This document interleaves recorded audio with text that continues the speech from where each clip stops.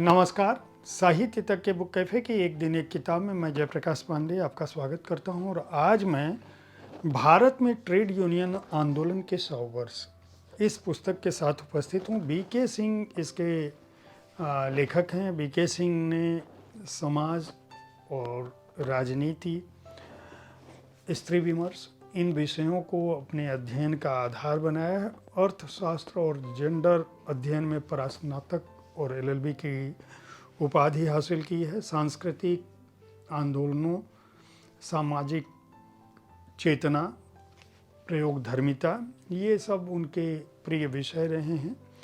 और Fidel Castro, चे गुवारा, ह्यूगो Chavez इनके राजनीतिक जीवन वृत्त पे काम कर चुके हैं। पश्चिम में जो फेमिनिज्म है, भारत में औरत के सपने और संघर्ष है, ये स्त्री विमर्श पर उनकी 2 किताबें आ चुकी हैं। राष्ट्रवाद और राष्ट्रराज तथा भारत में राष्ट्रवाद, हिंदुत्व, राष्ट्रवाद का सफ़रनामा, ये 3 खंडों में पुस्तक प्रकाशित है। पूंजी के तर्कों से परे ये भी एक पुस्तक उनकी आ चुकी है। इस पुस्तक में वे भारत में जो ट्रेड यूनियन का आंदोलन रहा है, ट्रेड यूनियन यानी मजदूरों का जो आंदोलन रहा है, मजदूर हितों का जो आंदोलन रहा है, उसके इतिहास, उसकी गतिविधि, उसके संघर्ष और उसके अपने आंतरिक द्वंद्व को दर्ज किया है। ये 100 वर्षों के ट्रेड यूनियन के जो संघर्ष की एक झलक इस पुस्तक में वह दे रहे हैं। वह 1918 से शुरू होता है और 2018 तक आता है। 1918 में वे पूरी दुनिया में श्रम की जो स्थितियां थी और जिस तरह से श्रमिकों के अधिकारों की बात भारत में आई थी, उसकी बात शुरू करते हैं। लेकिन अपनी बात में बीके सिंह एक खास बात कहते हैं और वह खास बात यह है कि उनका कहना है कि श्रम और पूंजी कोई 2 अलग और अतिरिक्त चीज़ें नहीं हैं, कोई अजूबी चीज़ें नहीं हैं। फिर आप सोचेंगे कि आखिर ये हैं क्या, तो उनका कहना है कि ये कोई मुर्गी और अंडे जैसी दुविधा जैसी स्थिति नहीं है, बल्कि धरती पर वह सब कुछ जिसके अस्तित्व का, वजूद का श्रेय किसी मनुष्य को दिया जा सकता है, वह श्रम द्वारा ही निर्मित हुआ है। मनुष्य ने ही उसे बनाया है। तो पूंजी अपने आप में जो है वह मानव श्रम का संचित रूप है।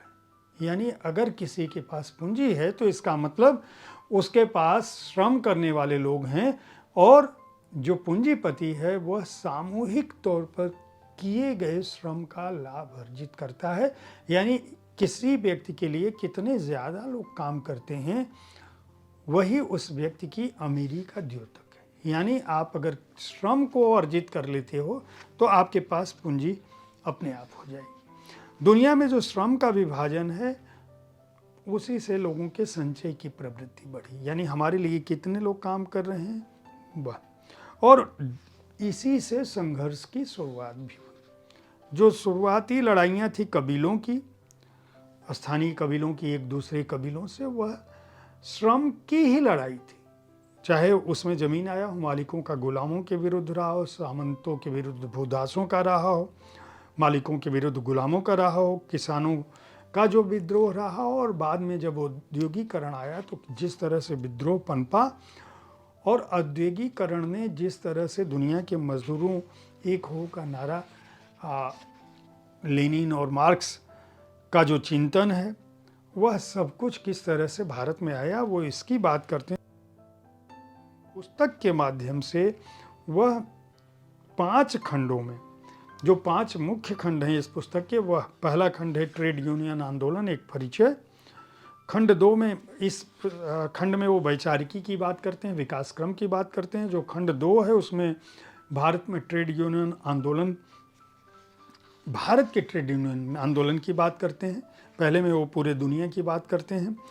तीसरा जो है वो भारत में ट्रेड इन यूनियन आंदोलन के जो अमिट दस्तावेज़ हैं, कौन सी ऐतिहासिक हड़तालें हुई हैं, लड़ाइयाँ हुई हैं जिसमें वो ट्रेड यूनियन आंदोलन और डॉक्टर भीमराव अंबेडकर की बात करते हैं, बॉम्बे टेक्सटाइल मजदूरों की बात करते हैं, दत्ता सामंत की बात करते हैं, रेल मजदूरों का ऐतिहासिक जो संघर्ष है उसकी बात करते हैं, और शंकर गुहा नियोगी की बात करते हैं, बीमा उद्योग की बात करते हैं, जब जहाँ पे बीमा उद्योग में ट्रेड यूनियन आंदोलन हुआ, नई सदी की ट्रेड यूनियनों की टकराहटें हैं उनकी बात करते हैं, खंड 4 में नव उदारवाद और भारत में ट्रेड यूनियन आंदोलन की चुनौतियों की बात करते हैं, और 5वें खंड में सबक और संभावनाओं की बात करते हैं कि नव उदारीकरण के दौर में किस तरह से श्रमिकों की क्या स्थिति होती है। लेकिन इस पुस्तक का जो सबसे मार्मिक पहलू है, मैं अपनी बात उसी से समाप्त करने की कोशिश करता हूँ, जब शंकर गुहा नियोगी ने अपनी मृत्यु से चंद हफ्ते पहले कहा था, जब उनकी हत्या हुई थी। शंकर गुहा नियोगी भारत के जाने माने मजदूर नेता थे, और मजदूरों के हित के लिए जब वो संघर्ष कर रहे थे तो उनकी हत्या शराब माफियाओं और उद्योगपतियों के गठजोड़ ने की थी। उनका कहना था, यह दुनिया बहुत खूबसूरत है और मैं निश्चित रूप से इस खूबसूरत दुनिया से प्यार करता हूँ, मगर मेरा काम और मेरे दायित्व मेरे लिए कहीं ज़्यादा महत्वपूर्ण है।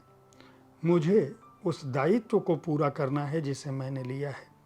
ये लोग मुझे मार डालेंगे, मगर मैं जानता हूँ कि मुझे मारकर कोई भी हमारे आंदोलन को ख़त्म नहीं कर सकता। दुनिया में जब तक मजदूर हैं, जब तक श्रम है और जब तक पूंजीवाद है, यह टकराव चलता रहेगा। लेकिन मानवता में सभी व्यक्तियों का जो सरोकार है, मानवता के हित में यही है कि किसी भी व्यक्ति के श्रम का, उसका जो मानदेय है वह उसको मिलता रहे। यह संघर्ष शायद उससे कम होगा। ट्रेड यूनियनों को समझने के लिए, प्रतिरोध के निर्णायक शक्ति और संगठन की क्षमताओं को समझने के लिए यह एक महत्वपूर्ण पुस्तक है, जिसे प्रलेख प्रकाशन ने प्रकाशित किया है। 495 रुपये की यह पुस्तक है और पृष्ठ संख्या है 362। उम्मीद है साहित्य तक का यह एपिसोड आपको पसंद आया होगा। इस कार्यक्रम में आप किस तरह की पुस्तकों की चर्चा चाहते हैं, इसके बारे में अपनी राय से हमें ज़रूर अवगत कराएं। हमारी कोशिश होती है कि विविध विधाओं की पुस्तकों के साथ आपके पास पहुँचें, ताकि आपको अपनी पसंद की पुस्तक चुनने में आसानी हो। कल ठीक इसी समय ऐसी ही किसी एक कृति के साथ मैं फिर मिलूँगा। देखते रहिए साहित्य तक। धन्यवाद।